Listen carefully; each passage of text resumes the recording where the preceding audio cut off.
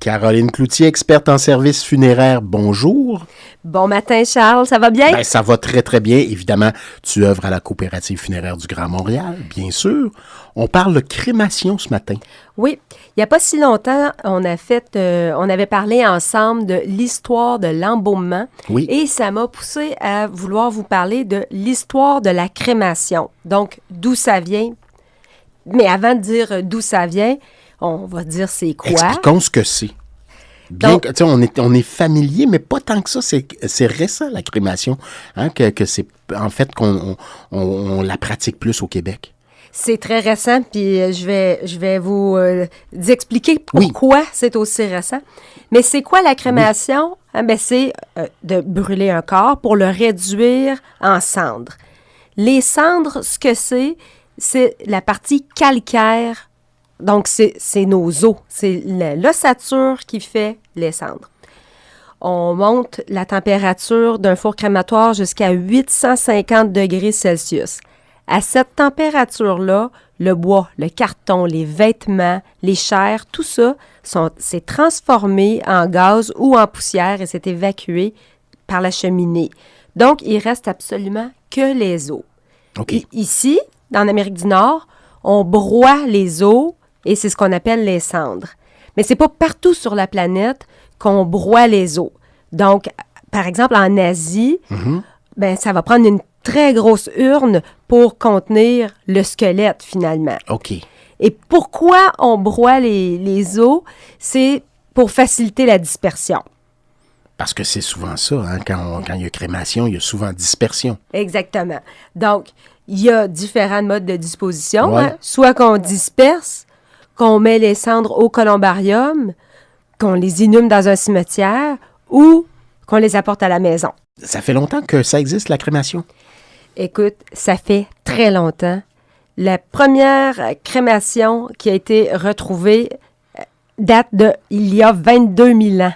Alors, ça fait longtemps. Quand même. Et c'était en Australie. Puis ensuite, ben, avec des recherches archéologiques, on a découvert que 9000 ans avant Jésus-Christ, la crémation était présente au Moyen-Orient. Et 6000 ans avant Jésus-Christ, elle apparaît en Asie. Mais là, les catholiques, eux, ont boudé la crémation. Oui, je me souviens, moi, de fin des années 70, là, il y avait un grand débat. Est-ce qu'on embaume ou est-ce qu'on fait la crémation? Oui, mais ça faisait pas mal plus longtemps que ça que la crémation, elle était boudée. Puis je vais t'expliquer d'où ça vient. Premièrement, en 789 après Jésus-Christ, hein, c'est l'empereur Charlemagne qui règne et il interdit la crémation.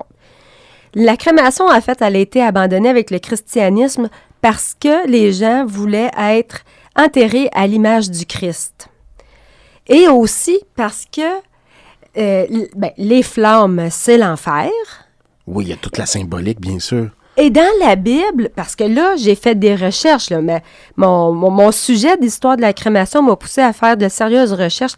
J'ai ressorti ma Bible et tout. Et là, j'ai trouvé des passages où vraiment, le feu, c'est une punition. Parfois, elle est individuelle, puis parfois, elle est collective. Collective, par exemple, quand on dit que dans la Genèse, l'Éternel fit pleuvoir du ciel de Sodome et Gomorrhe du soufre et du feu. Donc, ce qui se passait dans cette ville-là, c'était ville pas... de tous les péchés. Et c'était pas accepté. Donc, on envoie le feu là-dessus, on brûle ça. Donc, l'image terrifiante pour les catholiques, donc, il n'est pas question qu'il soit incinéré. Mais, à un moment donné, on s'est modernisé, puis il y a eu une crémation qui a été faite en 1870 sur un bûcher à Milan, en Italie. Et ça a fait en sorte que des pharmaciens puis des médecins se sont penchés sur le sujet, puis ils ont fait beaucoup pour pouvoir mettre en place un premier four crématoire moderne. C'est arrivé dans un contexte là, de guerre. Hein. Okay. C'est pas arrivé par hasard comme ça, cette crémation-là, sur un bûcher. Et on parle de 1870. Et déjà 10 ans plus tard, on a des penseurs ensemble qui ont voulu vraiment la propagation de la crémation.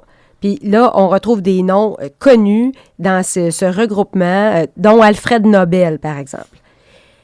7 ans plus tard, une loi a été adoptée en France qui dit on peut choisir la crémation, on peut choisir librement ses funérailles, mais la crémation doit rester confidentielle. C'était tabou. C'était complètement tabou. Et là, on sait que le 19e siècle a apporté des maladies mortelles. Typhus, choléra. Et là, les sociétés, pour la crémation, voulaient davantage en faire la propagation. Et c'est seulement en 1963 que le Concile Vatican II a émis le décret que la crémation n'affectait pas l'âme. Ça dit, l'incinération du corps n'affecte pas l'âme et n'empêche pas la toute-puissance de Dieu de lui restituer son corps. Donc, 1963, avant que le Vatican dise « OK, c'est correct ». Donc, au cœur de tout ça, ce que je devine, c'est que les gens disaient « Tout d'un coup, je reprends vie. » Couché dans mon cercueil, tout d'un coup, je reprends vie. Si j'ai été incinéré, ben ça marchera pas. C'était ça au cœur de l'affaire. Il y a peut-être ça, ou peut-être au-delà de ça, moi, je pense que les flammes devaient brûler l'âme. Aussi. Il n'y avait pas la possibilité que l'âme retrouve le corps. Au niveau de l'intégralité, évidemment, il y avait l'âme. Pourquoi c'est populaire aujourd'hui, maintenant? C'est très populaire, là. Aujourd'hui, si on est en ville, on va atteindre tout près de 90% de crémation. De taux de crémation. En région, un petit peu moins, mais c'est devenu populaire.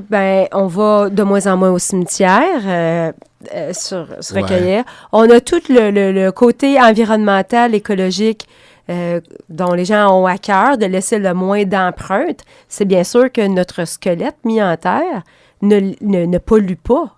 Tout bêtement, là, ça prend moins de place. Ça prend moins de place. Ouais. Et puis, on a le volet qui est économique. C'est certain, on ne peut pas se cacher que des funérailles en présence d'une urne, on n'aura pas besoin d'un corbillard, des porteurs, des voitures. La dépouille n'est pas embaumée non plus. Il n'y a pas d'achat de cercueil.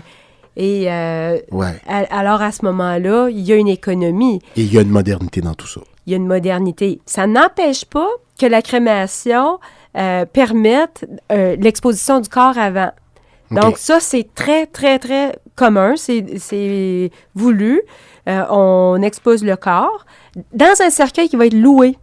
Donc, d'où le pourquoi je disais on n'a pas besoin d'acheter un cercueil. Voilà. Le corps sera et qui n'est pas brûlé embaumé. Par la suite.